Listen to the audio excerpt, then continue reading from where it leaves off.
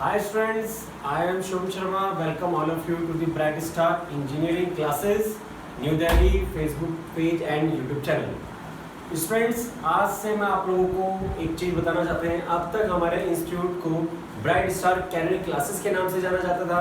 हमारे YouTube channel भी bright star career classes के नाम से था, बट नाउ अब से आपका इंस्टीट्यूट का हमारे YouTube चैनल का नाम हो गया है ब्राइट स्टार इंजीनियरिंग क्लासेस, क्योंकि यहाँ से अब हम लोग अब स्टार्ट करते हैं आप लोगों को इंजीनियरिंग की तैयारी कराना। यानी कि अब तक हम लोग सिर्फ CBSE सिलेबस कंप्लीट कराया करते थे, लेकिन अब से हम लोग हमारे स्टूडेंट्स को इंजीनियरिंग के कॉम्पिटिटिव एग्जाम्स की प्रिपरेशन में जो हेल्प चाहिए होती है हम साथ में वो भी देंगे।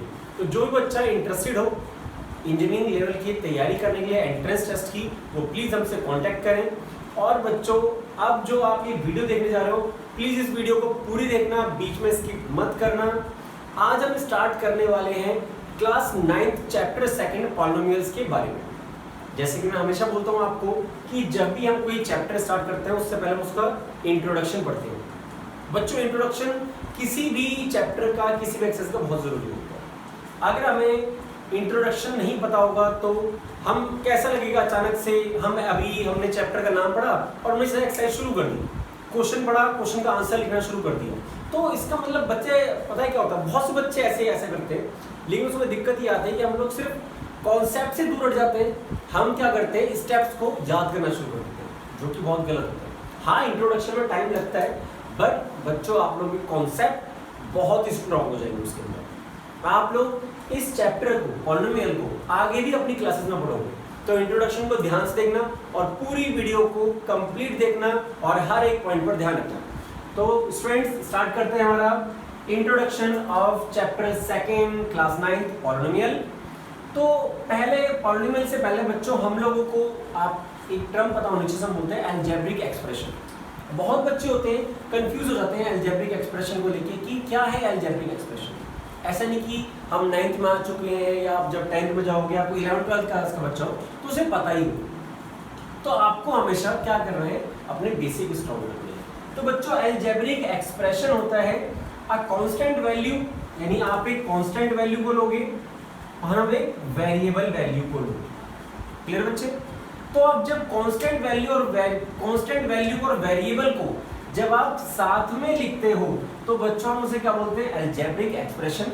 जैसे कि मैं आपको दिखाऊं 6x, तो बच्चों यहाँ पे 6 हो जाएगा कांस्टेंट वैल्यू और आपकी x हो जाएगी वेरिएबल वैल्यू।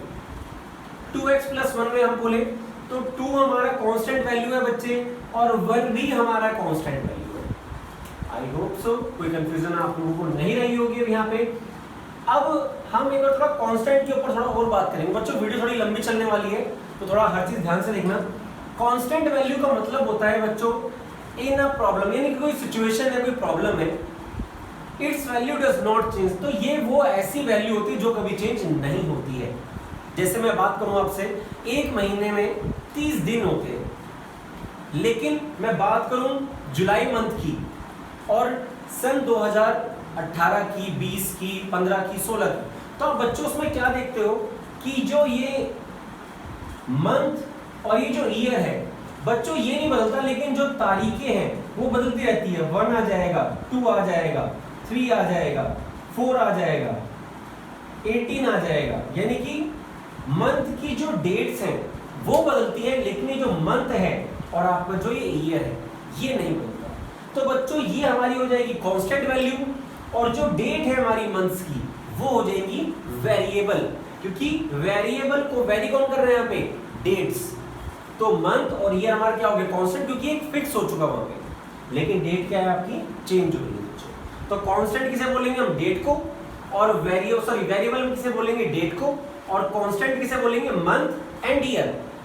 लेकिन अगर बात करूं सिर्फ मंथ और ईयर की, यानी डेट की बात नहीं कर रहा हूं मैं, तो बच्चों एक महीने में 12 महीने, एक साल में 12 महीने होते हैं, लेकिन वो साल जिसकी मैं बात कर रहा हूं वो तो फिक्स है। तो जब बात सिर्फ मंथ और आपके ईयर की हो तो बच्चे उसमें आपका ईयर बन जाएगा कांस्टेंट और मंथ बन जाएगा वेरिएबल, क्योंकि अब सन 2018 रहेगा, लेकिन महीना जनवरी, फरवरी, मार्च, अप्रैल, मई, जून, जुलाई, अगस्त, सितंबर, अक्टूबर, नवंबर, दिसंबर। तो ये चेंज हो रहा है सिचुएशन। क्लियर? तो जब मैं बात करूंगा मंथ की, तो मंथ में क्या होगा, डेट वेरिएबल होगी और मंथ कांस्टेंट होगा। लेकिन जब हम बात करेंगे ईयर और मंथ की, तो ईयर कांस्टेंट होगा और मंथ आपका वेरिएबल होगा। तो आई होप सो कोई कंफ्यूजन आपको यहाँ पे नहीं रही। अब हम आगे बढ़ते हैं हमारे एक फॉर्म की। मैंने आपका अलजेब्रिक एक्सप्रेशन का एक फॉर्म बनाया यहाँ पे, आप यहाँ पे इसको देखो। तो इस फॉर्म को हम कुछ इस तरह से पढ़ते हैं, इंटीजर कांस्टेंट, यानी कि जो कांस्टेंट होगा कोई भी इंटीजर हो सकता है बच्चे, कोई भी इंटीजर इनटू वेरिएबल, और बच्चे जो वेरिएबल की पावर होगी वो रैशनल नंबर होगी। ठीक है बच्चे, अब वो रैशनल नंबर में नेचुरल नंबर भी हो सकता है, होल नंबर भी हो सकता है, और वो p/q की फॉर्म भी हो सकता है। तो हमारा अलजेब्रिक एक्सप्रेशन की फॉर्म आपको हमेशा याद रखनी है, इंटीजर कांस्टेंट यानी कोई भी कांस्टेंट, एनी कांस्टेंट, उसमें मल्टीप्लाई वेरिएबल, और वेरिएबल की जो पावर, कांस्टेंट की पावर नहीं, वेरिएबल की जो पावर होगी वो रैशनल नंबर, और इस एक्सप्रेशन को हम क्या बोल देंगे, अलजेब्रिक एक्सप्रेशन। मैंने कुछ आपके एग्जांपल भी लिखे हुए, जैसे 5 हमारा कांस्टेंट, x हमारा वेरिएबल, और 2 क्या हो गया, रैशनल नंबर, क्योंकि आप उसको 2/1 लिख सकते हो। 3 हमारा हो गया कांस्टेंट इंटीजर, x हो गया वेरिएबल, और 1/2 क्या हो गया, पावर, जो कि क्या है, रैशनल नंबर। तो बच्चों ये पूरा जो हमने बात करी अब तक, ये थी अलजेब्रिक एक्सप्रेशंस के बारे में। बच्चों इसकी कुछ प्रॉपर्टीज भी होती हैं, वो प्रॉपर्टीज यहाँ पे मैंने लिखी हुई हैं। वो प्रॉपर्टीज बच्चों क्या कहती हैं कि अगर आप दो अलजेब्रिक एक्सप्रेशन को ऐड करोगे तो आंसर भी अलजेब्रिक ही आएगा। या फिर मैं ये बात बोलूं साथ में कि मैं एक कोई कांस्टेंट वैल्यू में कोई अलजेब्रिक एक्सप्रेशन ऐड करता हूं तो भी बच्चे आंसर क्या आएगा, अलजेब्रिक एक्सप्रेशन ही आएगा। जैसे मैंने यहाँ लिखा हुआ है 2x + 1, तो ये जो 2x है बच्चे, ये हो गया अलजेब्रिक एक्सप्रेशन, और 1 क्या हो गया, कांस्टेंट हो गया, तो उसे भी हम क्या बोलेंगे, अलजेब्रिक एक्सप्रेशन। आप अलजेब्रिक एक्सप्रेशन में से अलजेब्रिक एक्सप्रेशन को माइनस करो, आंसर भी क्या आएगा, अलजेब्रिक एक्सप्रेशन में आएगा। या मैं ये बोलूं आप अलजेब्रिक एक्सप्रेशन में से माइनस कर दो किसी कांस्टेंट को, तो भी आंसर अलजेब्रिक एक्सप्रेशन होगा। दो अलजेब्रिक एक्सप्रेशन को मल्टीप्लाई करो, आंसर भी अलजेब्रिक ही आएगा। या हम ये बोले किसी अलजेब्रिक एक्सप्रेशन को मल्टीप्लाई कर दो किसी कांस्टेंट के साथ, आंसर अलजेब्रिक एक्सप्रेशन ही आएगा। आप दो अलजेब्रिक एक्सप्रेशन को डिवाइड करो, आंसर अलजेब्रिक ही आएगा। या किसी अलजेब्रिक एक्सप्रेशन को डिवाइड कर दो किसी कांस्टेंट से, तो भी आंसर आपके पास बच्चे अलजेब्रिक आएगा। यहाँ पे जो C है ये कोई कांस्टेंट है,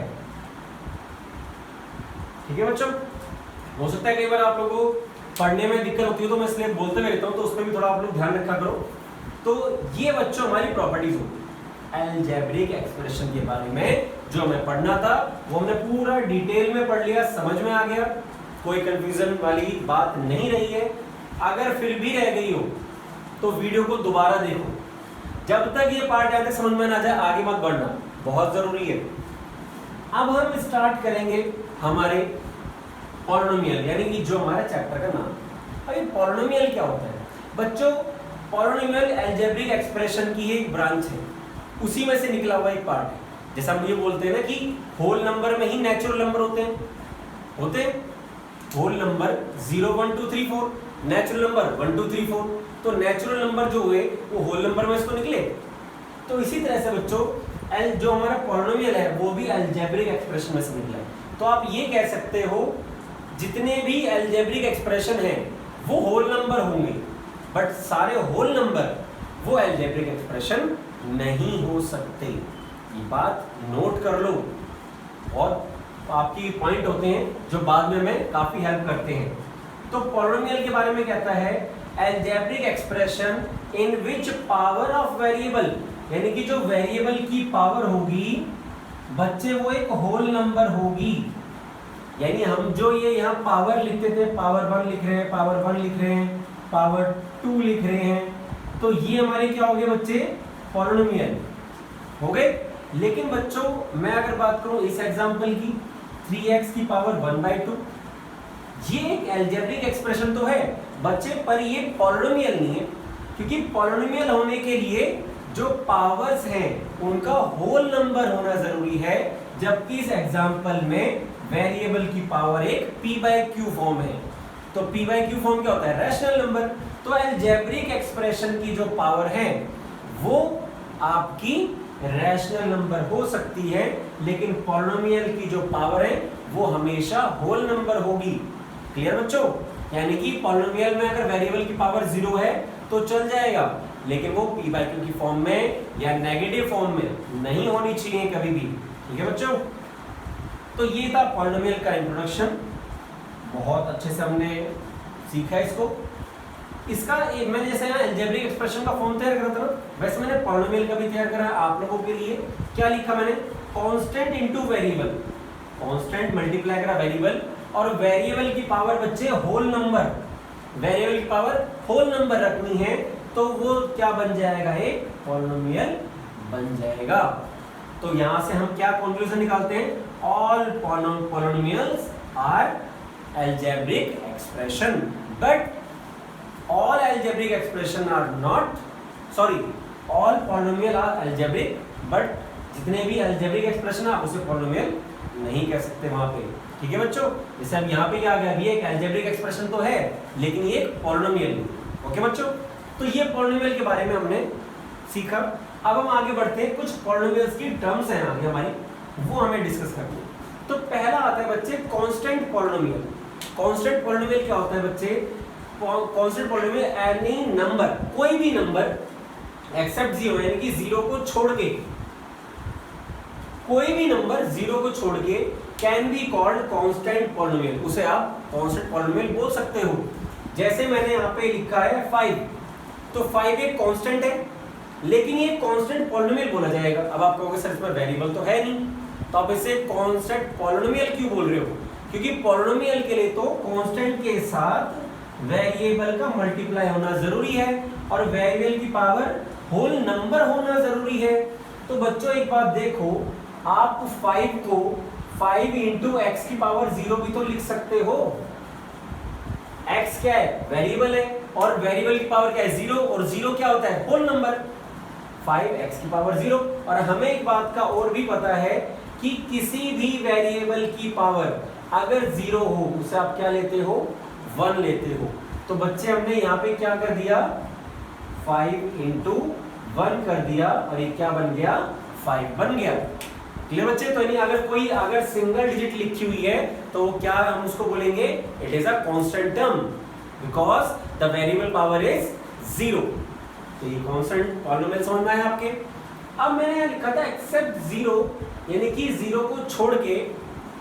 अब क्या था? 0 पॉलिनोमियल क्या है बच्चों? 0 पॉलिनोमियल वो होता है कि जब ये कांस्टेंट 0 हो, तो बच्चे 0 के साथ किसी भी वेरिएबल की कितनी भी पावर को मल्टीप्लाई कर दो तो वो बच्चे 0 ही आके बन जाता है।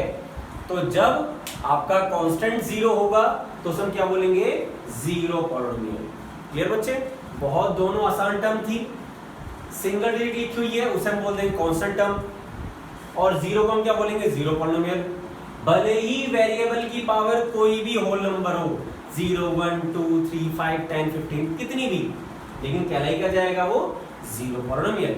ओके बच्चों? अब हम यहां से आगे बढ़ते हैं पॉलिनोमियल्स की टर्म्स। तो बच्चों हमारे सिलेबस में पॉलिनोमियल्स की 3 टर्म बताई गई हैं। वो पहली टर्म है मोनोमियल। मोनोमियल्स का मतलब होता है बच्चे सिंगल टर्म, यानी कि जिस पॉलिनोमियल में सिर्फ और सिर्फ एक ही टर्म होगी, एक ही टर्म लिखी होगी। जैसे यहाँ लिखा हुआ है 2x², या लिखा हुआ है 3x। ठीक है बच्चे? तो जब एक ही टर्म होगी उसे हम बोलेंगे मोनोमियल। अब हम बात करेंगे बाइनोमियल की। तो यानी कि बाइनोमियल में 2 टर्म्स, यानी कि जब एक तो आपका क्या होगा? एक अलजेब्रिक एक्सप्रेशन, और साथ में क्या लिखा होगा? एक कांस्टेंट वैल्यू, दोनों मिलके क्या बन जाएंगे? आपका बाइनोमियल, यानी कि 2 टर्म वाले। ट्राइनोमियल 3 टर्म वाले, 2x² प्लस 3x प्लस 1। तो इसे आप क्या बोल दोगे बच्चों? ट्राइनोमियल। तो आसान थी। बाइनोमियल मतलब 2 टर्म, मोनोमियल मतलब 1 टर्म वाले, और ट्राइनोमियल मतलब 3 टर्म वाले। बच्चों साथ में एग्जांपल भी लिखे हुए ताकि कोई कंफ्यूजन हमें रहे ही ना। अगर हम किसी बात के एग्जाम्पल को साथ लेके चलते हैं तो वो ज्यादा अच्छे से समझ में आती है। तो आपको अगर कॉन्सेप्ट समझ में आ गया क्वेश्चन का तो एक्सरसाइज अपने आप सॉल्व कर दोगे देखते के साथ। तो ये बात होगी टर्म्स की। अब हम बात करते हैं पॉलिनोमियल के क्लासिफिकेशन की on the basis of degree of polynomial. यानी कि डिग्री का मतलब क्या होता है बच्चों, कि किसी भी पॉलिनोमियल में जो हाईएस्ट पावर होती है, हाईएस्ट पावर को हम क्या बोलते हैं, डिग्री। तो डिग्री के बेसिस पे, अभी तक तो हम बात करते हैं टर्म्स के बेसिस पे, अब हम बात कर रहे हैं डिग्री के बेसिस पे आप किसी पॉलिनोमियल को कैसे क्लासिफाई करोगे। तो बहुत ही आसान है बच्चों। एक बात हमेशा ध्यान रखना, अगर हाईएस्ट पावर 1 है यानी कि डिग्री अगर 1 है, किसी पॉलिनोमियल की डिग्री अगर 1 है तो उसे हम बोलेंगे लीनियर पॉलिनोमियल। क्या बोलेंगे, लीनियर पॉलिनोमियल। जैसे यहाँ लिखा हुआ 2x + 1, तो x की पावर कितनी है 1। 3x लिखा तो x की पावर कितनी है 1। तो जब highest power of variable is 1 तो उसे हम बोल देंगे लीनियर पॉलिनोमियल। और बच्चों लीनियर पॉलिनोमियल के मैक्सिमम कितनी टर्म्स हो सकती हैं, मैक्सिमम 2 टर्म्स। यानी कि लीनियर पॉलिनोमियल को आप 2 से ज्यादा टर्म्स में नहीं लिख पाओगे, मैक्सिमम 2 टर्म आएगी इससे ऊपर। जैसे कि मैं बात करूं सिंगल, उसकी बात करूं बच्चों, मैं सिंगल वेरिएबल की 2x लिख दिया, 2x + 1 लिख सकता हूं। अब मैं इसको 2x + 3x + 1 लिखूंगा, आप कहोगे सर ये तो 3 टर्म होगी। लेकिन बच्चे आप 2x + 3x को जब ऐड करोगे तो आंसर क्या आएगा, 5x तो आ जाएगा, 5x + 1। और 5x + 1 क्या है, 2 टर्म आगे मिलके। तो इसका मतलब ये निकलता है कि लीनियर पॉलिनोमियल की मैक्सिमम टर्म कितनी होंगी, 2 टर्म्स होंगी, बस 2 से ऊपर टर्म हो ही नहीं सकती। अब बात करते हैं क्वाड्रेटिक पॉलिनोमियल। बच्चे जब वेरिएबल डिग्री 2 होगी यानी कि पॉलिनोमियल में हाईएस्ट पावर 2 होगी, हाईएस्ट सबसे बड़ी पावर, तो उसे हम बोलेंगे क्वाड्रेटिक पॉलिनोमियल। जैसे मैंने लिखा x² + 1, 2x² + 3। तो बच्चे हाईएस्ट पावर वेरिएबल कितनी आ रही है, 2 आ रही है। ये देखो 2x + 2x² + 3। तो जब पावर हाईएस्ट 2 हो जाएगी तो उसे हम क्या बोल देंगे, क्वाड्रेटिक पॉलिनोमियल। और बच्चे क्वाड्रेटिक पॉलिनोमियल की मैक्सिमम टर्म्स कितनी होंगी, सिर्फ 3 टर्म्स होंगी। जैसे अभी मैंने इसका प्रूफ करा 2 टर्म, वैसे ही क्वाड्रेटिक की सिर्फ 3 टर्म्स होंगी। ठीक है बच्चे। फिर हम बात करेंगे क्यूबिक पॉलिनोमियल की। क्यूबिक पॉलिनोमियल क्या है बच्चों, क्यूबिक पॉलिनोमियल जब डिग्री 3 होगी यानी किसी पॉलिनोमियल में highest power of variable is 3, तो उसे हम क्या बोलेंगे, उसे हम बोलेंगे क्यूबिक पॉलिनोमियल। और क्यूबिक पॉलिनोमियल की मैक्सिमम टर्म्स कितनी होंगी, 4 होंगी। आया समझ में, मतलब एक के साथ दूसरी बात सीखते हुए चल रहे हैं। अब बच्चों एक बात ध्यान रखना, जब लीनियर की बात आई तो मैंने बोला मैक्सिमम टर्म 2 होंगी, जब क्वाड्रेटिक की बात आई तो मैंने बोला मैक्सिमम टर्म 3 होंगी, जब मैंने क्यूबिक बोला तो मैक्सिमम टर्म 3 होंगी। तो इसका मतलब देख लो कि डिग्री से एक ज्यादा हो रहा है, सॉरी क्यूबिक पॉलिनोमियल की टर्म्स 4 होंगी मैक्सिमम। तो जितनी डिग्री है टर्म्स उससे एक ज्यादा है। तो हाँ बच्चों इसका मतलब ये है कि अगर लीनियर पॉलिनोमियल यानी कि जोन सा भी पॉलिनोमियल होगा उसकी जितनी हाईएस्ट डिग्री होगी उसकी टर्म एक उससे ज्यादा ही निकलेगी। ठीक है बच्चों, तो ये मैं समझाना चाहता आपको, बहुत अच्छे से हमने समझा है, एग्जाम्पल के साथ हमने बात करी है यहाँ पे, बहुत अच्छे से सीखना बच्चों। अब हम बात करेंगे आगे। अब हमने ये सब कुछ सीखा है, ठीक है बच्चों। अब हम आ जाते हैं एनसीईआरटी में बच्चों। देखो बच्चों जो एनसीईआरटी है ना, एक तरह से आपकी कहते हैं ना भगवत गीता जैसे होती है, कि कहे मतलब लाइन होगी वो छोटी सी लेकिन उसके अंदर बहुत कुछ छुपा होता है। तो बच्चों एनसीईआरटी ने सिर्फ यहाँ से यहाँ तक की बात कही, ठीक है, और इस यहाँ से यहाँ तक में ये छुपा हुआ था सारा। तो एनसीईआरटी में बहुत बच्चे कई बार क्या करते हैं, सर ऐसा तो कुछ दिया ही नहीं है एनसीईआरटी में, ये जो बता गए आप, ये प्रॉपर्टी कहाँ से बता गए, ये एक्सप्रेशन कहाँ से बता गए आप। तो बच्चों एनसीईआरटी बहुत कुछ लेके चलती है अपने साथ में, तो हमें एक एक पॉइंट को कवर करना है, कुछ छोड़ना नहीं। अब बच्चों देखो एनसीईआरटी क्या कहती है पॉलिनोमियल को, वो कहती है a polynomial is one variable x। Polynomial में एक वेरिएबल x है ऑफ डिग्री n, जिसकी डिग्री क्या है n। n का मतलब कोई भी डिग्री, 0 1 2 3 4, जीरो क्यों बोल रहा हूं? क्योंकि पॉलिनोमियल में वेरिएबल की पावर होल नंबर होती है। तो वो कह रहा है कोई वेरिएबल x लेके उसकी डिग्री n है, तो बच्चे जो उसका एक्सप्रेशन बनेगा उस पॉलिनोमियल का with variable x of degree n, highest power मतलब n है, तो उसका एक्सप्रेशन कुछ ऐसे बनेगा px is equal to a0 a1x plus ax a2x की पावर 2 डॉट डॉट, यानी किसी n टर्म तक an x की पावर n। तो ये जो a1 a0 a2 ये जो an है, ये सब क्या है? ये कांस्टेंट टर्म्स है बच्चे। क्या है? Constant terms. और ये जो आपका x लिखा हुआ है x1 x2 xn, ये सब क्या है? वेरिएबल है। तो यानी वो कह रहा है किसी भी पॉलिनोमियल को आप इस तरह से एक्सप्रेस कर सकते हो, लेकिन वहां पे an की वैल्यू 0 नहीं होनी चाहिए। क्योंकि बच्चे अगर an की वैल्यू ही 0 हो गई, यानी an का मतलब हाईएस्ट n जो है सबसे बड़ी टर्म है, वो बड़ी टर्म अगर 0 हो गई तो वो वाली टर्म उससे पहले भी सक जाएगी। जैसे मैं यहाँ पे लिखूं 3x square plus 2x plus 1, ये लिखा हुआ है। बच्चे अगर ये an जो है, यानी कि ये जो 3x स्क्वायर था, ये 3 ना लिख के अगर मैं इसको 0x स्क्वायर लिखता तो ये तो एक जीरो पॉलिनोमियल बन जाता ना। ये देखो 0x होल नंबर, यानी कि 0 कांस्टेंट है, इनटू x होल नंबर तो 0 के बराबर है। तो बच्चों ये 2x प्लस 1 बनता, यानी कंसीडर कर रहे थे हम इसे क्वाड्रेटिक, लेकिन निकला क्या? लीनियर। तो इसका मतलब वो कहना चाह रहा है कि जो हाईएस्ट वैल्यू होनी चाहिए कांस्टेंट की, वो 0 नहीं होनी चाहिए। ठीक है बच्चे, तो इसका ये मतलब था पॉलिनोमियल का। ठीक है बच्चों, अब इसके अंदर एक टर्म आती है कोफिशिएंट्स को फाइंड आउट करने की। क्या? Coefficients, coefficient of variable.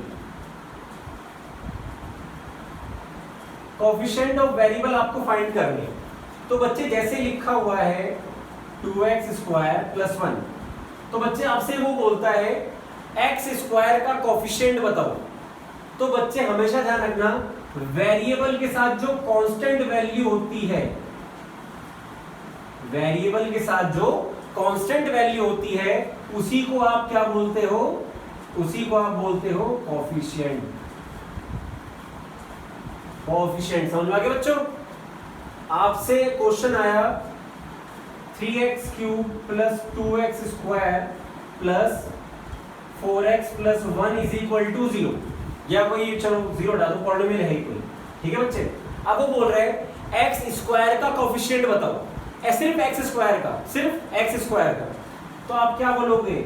x square का कोफिशिएंट, यानी जो x स्क्वायर से कांस्टेंट वैल्यू लिखी हुई है मल्टीप्लाई में, तो वो आंसर हो जाएगा 2। या क्वेश्चन में आपको बोल they find the coefficient of degree, highest ना बोल के बोलते डिग्री, तो डिग्री क्या होता है? Highest power. तो इस पॉलिनोमियल की हाईएस्ट पावर क्या है? x की पावर 3, और x की पावर 3 का कोफिशिएंट क्या है? 3 है। तो लिख देंगे हम degree, sorry coefficient of degree, coefficient of degree is 3। Degree का मतलब क्या? हाईएस्ट पावर तो है, और हाईएस्ट पावर क्या है? x की पावर 3। तो हम नहीं लिखते x की पावर 3, हम डायरेक्ट क्या लिखेंगे? कोफिशिएंट ऑफ डिग्री लिखेंगे। सब कुछ बोल दिया हमने उसके अंदर ही। ठीक है बच्चों, तो ये था हमारा इंट्रोडक्शन किसका? पॉलिनोमियल का। अब आप जब एक्सरसाइज करनी शुरू करोगे तो बच्चों आप देखना, आप एक्सरसाइज को आसानी से कर दोगे। लेकिन एक्सरसाइज शुरू करने से पहले बच्चों हम लोग करेंगे नेक्स्ट लेक्चर में इसके कुछ एग्जांपल्स। और बच्चों देखना, जब आप एग्जांपल्स देख रहे होगे ना, एक्सरसाइज खोलते आप सॉल्व करना शुरू कर दोगे बिना किसी दिक्कत। ओके बच्चों, तो ये पूरा आप अच्छे से सीखो, पढ़ो, नोट्स बनाओ, और वेट करते हैं, वेट करो आप लोगों का, मैं वेट करूंगा, आप लोग नहीं करोगे, मैं वेट करूंगा आप लोगों का एक्सरसाइज के लिए। ठीक है बच्चों, जब तक के लिए पढ़ते रहो, प्रैक्टिस करते रहो, और कोई डाउट हो तो मैं कमेंट बॉक्स में लिखना, और हमारी ये वीडियो अच्छी लगी हो तो लाइक करना, चैनल को सब्सक्राइब करना मत भूलना। ओके बच्चों, till then take care, bye.